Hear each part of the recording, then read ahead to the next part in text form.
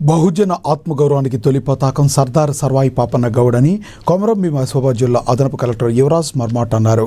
సర్వాయి పాపన్న గౌడ్ జయంతి వేడుకల్లో భాగంగా జిల్లా కేంద్రంలోని కలెక్టరేట్ భవన సమావేశ మందిరంలో గౌడుగు సంఘాల నాయకులు, బీసీ సంఘాల నాయకులతో కలిసి హాజరై సర్దార్ సర్వాయి పాపన్న గౌడ్ చిత్రపటానికి పూలమాలలు వేసి ఘనమైన నివాళులు అర్పించారు.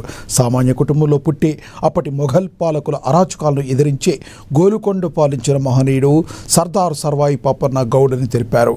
పాలకులకు వ్యతిరేకంగా పోరాడి అణగారిన ప్రజలకు అండగా నిలిచారని, ప్రతి ఒక్కరూ పాపన్న గౌడ్ ఆశయ సాధనకు కృషి చేయాలని తెలిపారు.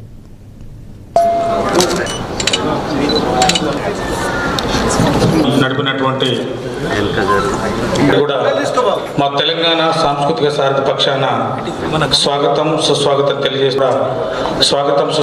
తెలియజేస్తా ఉన్నాం. ఈ కార్యక్రమాన్ని పురస్కరించుకొని చక్కటి కార్యక్రమం పెద్దలందరికీ కూడా మరి వివిధ మండలాల నుంచి చేసినటువంటి నాయకులందరికీ తెలంగాణ సాంస్కృతిక సారథి కళాభివందనాలతో ఈ చక్కటి గీతాన్ని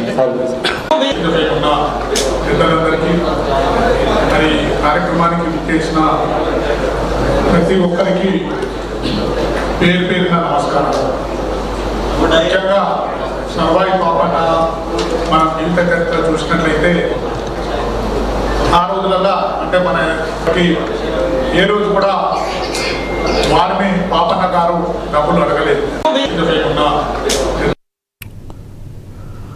సర్దార్ సర్వాయి పాపన్న గౌడ్ యోధుడిగా